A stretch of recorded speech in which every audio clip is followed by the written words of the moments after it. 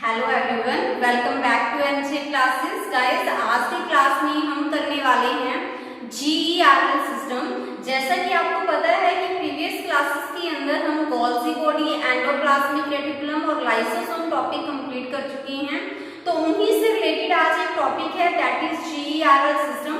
क्योंकि देखो, वैसे तो इस सिस्टम के अंदर भी ना जो हमने प्रीवियस जो सेल ऑर्गेनल के अंदर पढ़ा है, जैसे कि Golgi body, endoplasmic reticulum and lysosome के अंदर, और उसी का इंटरकनेक्शन हम इस टॉपिक के अंदर देखने वाले हैं। ठीक है, तो इसीलिए मैं आज आपको जीईआरएल सिस्टम की एक अलग से क्लास प्रोवाइड करवा रही हूँ, सो दैट आप उन सभी चीजों को एक बार दोबारा से रिकैप कर पाओ, इंटरकनेक्ट कर पाओ कि कैसे ये इंटरकनेक्टेड है आपस में। ठीक है, तो चलिए स्टार्ट करते हैं।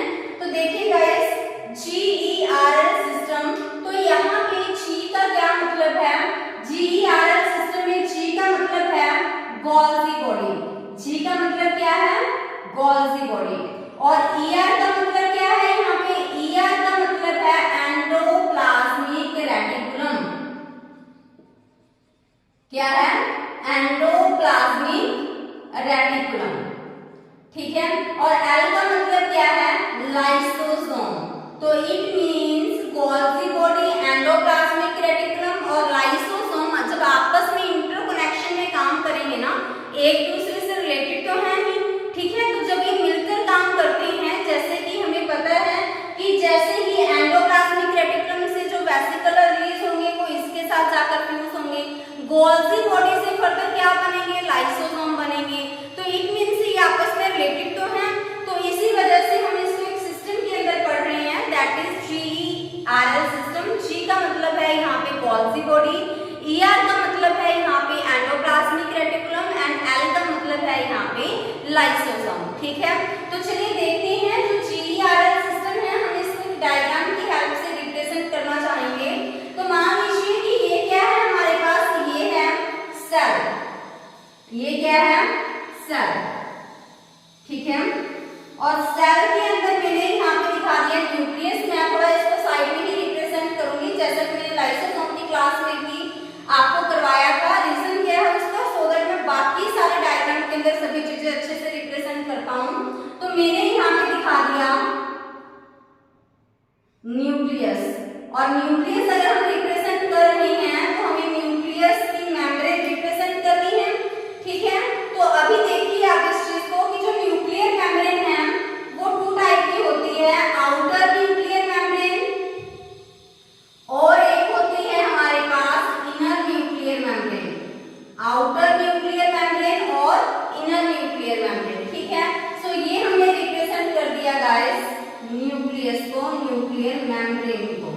तो ये न्यूक्लियर मेम्ब्रेन है हमारे पास। ठीक है, जिसके अंदर हमने आउटर न्यूक्लियर मेम्ब्रेन को भी रिप्रेजेंट कर दिया और हमने इनर न्यूक्लियर मेम्ब्रेन को भी रिप्रेजेंट कर दिया, और ये कंप्लीट किया है न्यूक्लियस है। अभी देखिए कि जो न्यूक्लियर मेम्ब्रेन है इसके साथ क्या इंटरकनेक्शन में होते हैं? इसके साथ होंगे सिस्टरने। क्या होंगे? सिस्टरने। इस तरह से। ठीक है, और इन सिस्टरने के ऊपर क्या प्रेजेंट रहेंगे? Basically ribosome. क्या प्रेजेंट रहेंगे? राइबोसोम। तो मैंने यहाँ पर दिखा दिए गाइस राइबोसोम। ठीक है, और ये क्या है? सिस्टरने। तो आप मुझे बताइए कि किस टाइप का एंडोप्लाज्मिक रेटिकुलम हुआ? ये होगा हमारे पास रफ एंडोप्लाज्मिक रेटिकुलम। क्यों बोला हमने इसको रफ एंडोप्लाज्मिक रेटिकुलम? क्योंकि इसके अंदर क्या प्रेजेंट है? राइबोसोम प्रेजेंट है। ठीक है, राइबोसोम प्रेजेंट होने की वजह से ये क्या है? रफ एंडोप्लाज्मिक रेटिकुलम है। और अगर राइबोसोम ना हो एंडोप्लाज्मिक रेटिकुलम के ऊपर, अगर राइबोसोम एब्सेंट होते हैं तो हम उसको बोल देते हैं स्मूथ एंडोप्लाज्मिक रेटिकुलम। ठीक है, अभी देखिए कि अगर ये एंडोप्लाज्मिक रेटिकुलम रफ है, रफ एंडोप्लाज्मिक रेटिकुलम है, तो ऑब्वियस सी बात है कि राइबोसोम प्रेजेंट होंगे। अगर राइबोसोम प्रेजेंट है तो प्रोटीन सिंथेसाइज करेंगे, और अगर ये प्रोटीन सिंथेसाइज करते हैं तो फिर क्या होगा? देखिए, ये बनाएंगे क्या? प्रोटीन। ठीक है, तो आपको एक चीज आप प्रीवियस क्लासेस में पढ़ चुके हो कि अगर आरईआर है तो आरईआर के अंदर मेनली क्या प्रेजेंट होंगे? सिस्टरने। और सिस्टरने की बड़ी से वहां पर क्या बनते हैं? सिस्टरने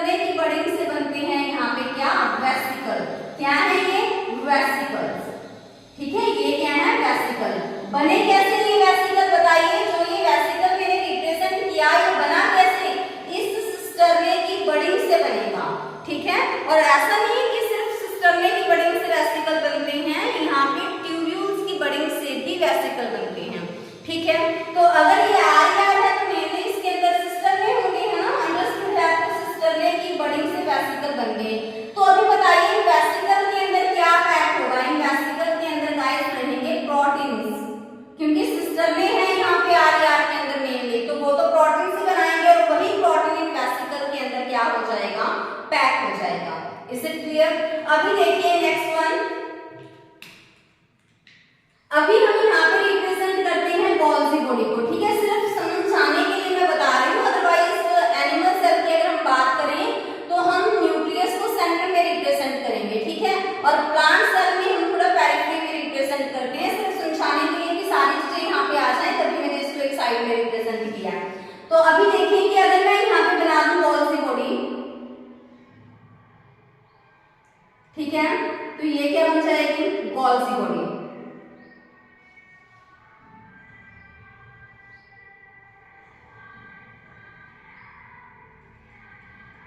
ठीक है।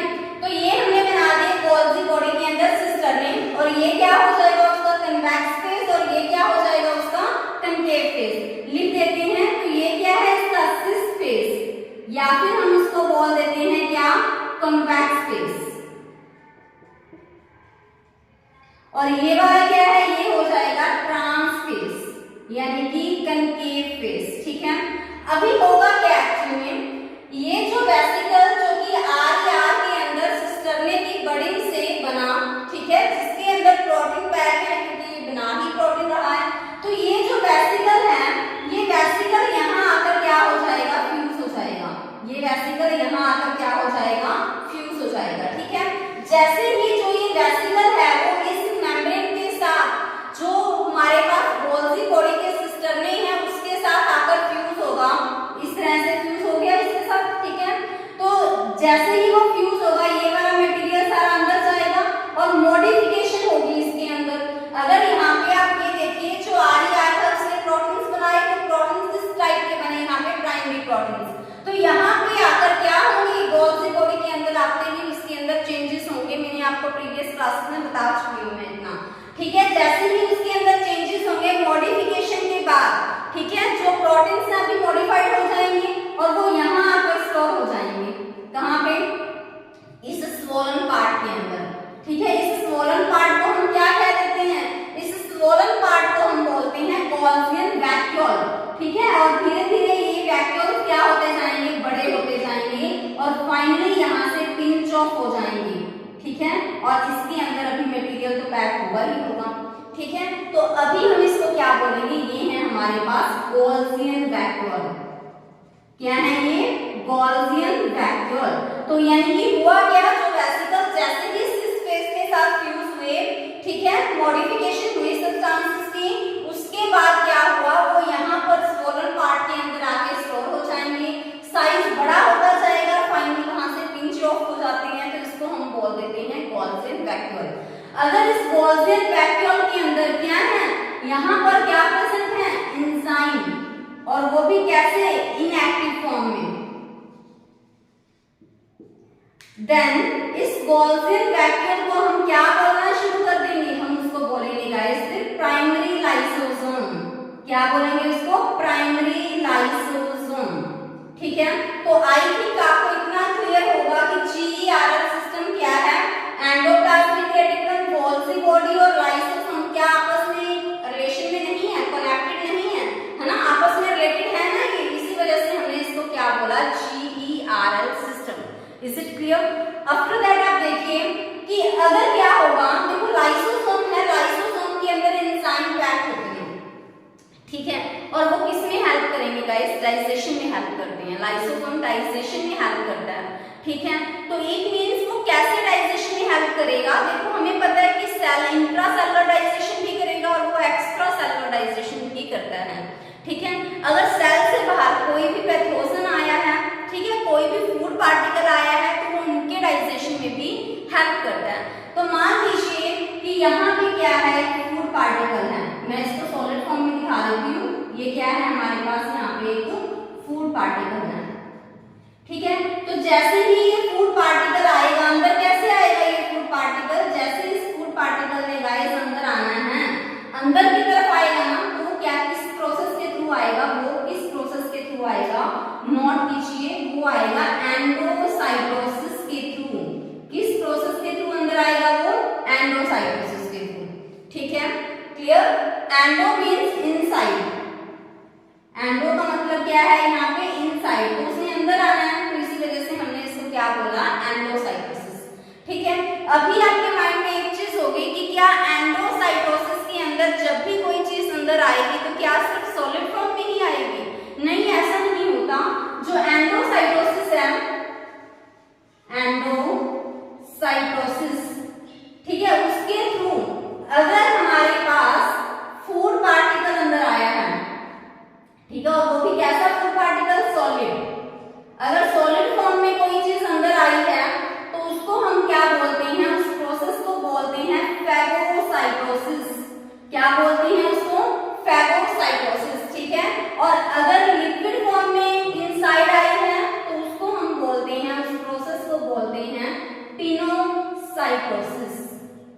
तो आई थिंक क्लियर होगी ये चीज आपको। एंडोसाइटोसिस के थ्रू इट मींस कोई भी जो फूड है वो अंदर आएगा, अगर सॉलिड फूड पार्टिकल है तो that process is known as phagocytosis, और अगर लिक्विड पार्टिकल है then that is known as pinocytosis. ठीक है, तो अगर पिनोसाइटोसिस गाइस उस प्रोसेस को बोला जा रहा है, यानी पिनोसाइटोसिस भी एंडोसाइटोसिस का ही पार्ट है। इन दी सेम वे जो फैगोसाइटोसिस है वो भी किसका पार्ट है, एंडोसाइटोसिस का। तो अभी देखिए, पिनोसाइटोसिस के थ्रू लिक्विड इनसाइड आया, ठीक है, तो ऐसे में जो लिक्विड इनसाइड आएगा, प्रोसेस को पिनोसाइटोसिस बोला, जो लिक्विड इनसाइड आया उसके बाद उसको क्या बोलेंगे, इनसाइड जब वो आएगा देन हम उसको क्या बोलना शुरू कर देंगे, पिनोसोम, और यहाँ पे उसको क्या बोलना शुरू कर देंगे, फैगोसोम। ठीक है, क्लियर है। तो अभी देखिए, जैसे ही एंडोसाइटोसिस के थ्रू ये फूड पार्टिकल इनसाइड आएगा, ठीक है, तो जैसे ही इनसाइड आ जाएगा तो हम इसको क्या बोलना शुरू कर देंगे, फिर फूड वैक्यूल। ठीक है, क्लियर है। तो जैसे ही ये वेसिकल अंदर आएगा तो हम इसको फूड वैक्यूल बोलना शुरू कर देंगे। जो ये फूड वैक्यूल है अगर सॉलिड हुआ तो फैगोसोम, और अगर ये लिक्विड फॉर्म में हुआ तो हम इसको बोलेंगे पिनोसोम।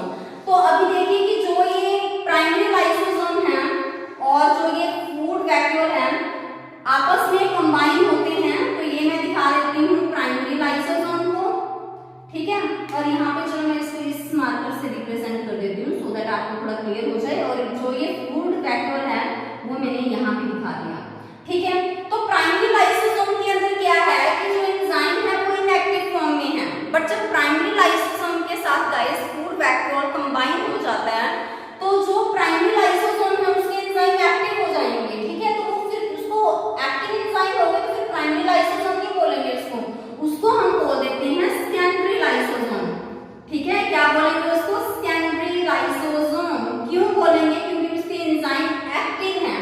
अगर एंजाइम एक्टिव हो गए तो फिर तो वो क्या करेंगे, डाइजेशन में हेल्प करेंगे। तो जैसे ही वो इस फूड वैक्यूल का डाइजेशन करेंगे, इस फूड का डाइजेशन करेंगे तो क्या होगा, जैसे ही इस फूड का डाइजेशन होगा तो डाइजेशन के बाद जो फूड डाइजेस्ट हो गया उसकी तो एब्जॉर्प्शन हो जाएगी। ठीक है, एब्जॉर्प्शन के बाद जो बाकी बचा फूड है, ठीक है, यानी कि जो देखो फूड डाइजेस्ट हो गया, ठीक है, जो बाकी बचा हुआ फूड है उसको हम क्या कह देते हैं, अनडाइजेस्टेड फूड। और अगर इसके अंदर अनडाइजेस्टेड फूड बच जाए तो उसको हम क्या बोलते हैं, 3 डिग्री लाइसोसोम। तो आई थिंक सो आपको डिफरेंस क्लियर होगा, primary lysosome, secondary lysosome, tertiary lysosome. ठीक है, तो अभी देखिए अनडाइजेस्टेड फूड मटेरियल है उसको सेल से भी बाहर जाना है तो वो कैसे जाएगा, तो वो ऐसे जाएगा। तो इस प्रोसेस को बाहर की तरफ जा रहा है ना तो उसको हम बोलते हैं एक्सोसाइटोसिस। एक्सो का मतलब क्या होता है, आउटसाइड। क्लियर है। तो अभी देखिए कि जो टर्शियरी लाइसोसोम है, सेकेंडरी लाइसोसोम है, प्राइमरी लाइसोसोम है, ये आपको क्लियर है। ठीक है, और अगर देखो अगर यही लाइसोसोम क्या करें, सेल ऑर्गेनाइज माइटोकॉन्ड्रिया को, तो फिर हम उसको बोल देते हैं ऑटोफैगोसोम। Is it clear? तो गाइस ये था हमारे पास GERL सिस्टम के बारे में। तो आई होप कि आपको ये टॉपिक समझ आया होगा। मैं एक बार जल्दी से इसका आपको रिकैप करवा देती हूँ। तो देखिए GERL सिस्टम होता क्या है। G का मतलब है गोल्जी बॉडी, ER का मतलब है एंडोप्लाज्मिक रेटिकुलम एंड L है हमारे पास लाइसोसोम। तो ये इंटरकनेक्शन में काम कर रही है, तो इसी वजह से हमने इसको बोला GERL सिस्टम। तो सबसे पहले देखिए ये हमने बनाया न्यूक्लियस, तो न्यूक्लियर मेम्ब्रेन हमने रिप्रेजेंट कर दिया, उसके साथ कनेक्टेड है RER। तो RER ने क्या किया, प्रोटीन सिंथेसाइज किया और वो प्रोटीन वेसिकल की फॉर्म में पैक हो गई। कैसे इतनी बड़ी हुई है यहाँ पे सिस्टम में कि वो वेसिकल बनी, और वो वेसिकल गोल्जी बॉडी की कन्वेक्स साइड यानी कि सिस फेस की तरफ जाकर कंबाइन हो जाते हैं। जैसे ही मटेरियल इनसाइड जाएगा, प्राइमरी प्रोटीन इनसाइड जाएंगे, यहाँ पे क्या होगी, मॉडिफिकेशन। मॉडिफाइड मटेरियल अभी यहाँ आकर स्टोर हो जाएगा, कहाँ पे, इस स्वोलन पार्ट के अंदर, और धीरे धीरे ये स्वोलन पार्ट बड़ा होता जाएगा और फाइनली यहाँ से पिंच ऑफ हो जाते हैं। तो उसको हम बोलते हैं गोल्जियन वैक्यूल, क्योंकि गोल्जी बॉडी से अलग हुई है। अगर इनके अंदर इनएक्टिव एंजाइम है तो इसी को ही हम प्राइमरी लाइसोसोम बोलना शुरू कर देते हैं। ठीक है, तो लाइसोसोम का काम क्या है गाइस, डाइजेशन में हेल्प करना। तो इट मींस वो इंट्रासेलुलर और एक्स्ट्रासेलुलर डाइजेशन में हेल्प करेंगे। तो बाहर से क्या मटेरियल आया, ये फूड पार्टिकल आया। ठीक है, कैसे अंदर आएगा, एंडोसाइटोसिस के थ्रू। अगर सॉलिड पार्टिकल है तो फैगोसाइटोसिस बोलेंगे, और अगर लिक्विड है तो that is known as pinocytosis. तो जैसे ही ये फूड वैक्यूल, फूड अंदर आ गया, प्राइमरी लाइसोसोम के साथ कंबाइन होगा, तो उसको हम क्या बोल देते हैं, सेकेंडरी लाइसोसोम। फूड वैक्यूल के साथ जब ये प्राइमरी लाइसोसोम जुड़ जाएगा तो क्या बोलेंगे उसको, सेकेंडरी लाइसोसोम। क्यों बोलेंगे, क्योंकि अभी इसके एंजाइम क्या है, एक्टिव हैं। तो एंजाइम अगर एक्टिव हैं तो किसमें हेल्प करेंगे, डाइजेशन में हेल्प करेंगे। तो जैसे ही डाइजेशन हो गया फूड का, तो एब्जॉर्प्शन होगी। एब्जॉर्प्शन के बाद जो अनडाइजेस्टेड फूड मटेरियल होगा तो वो टर्शियरी लाइसोसोम के अंदर होगा।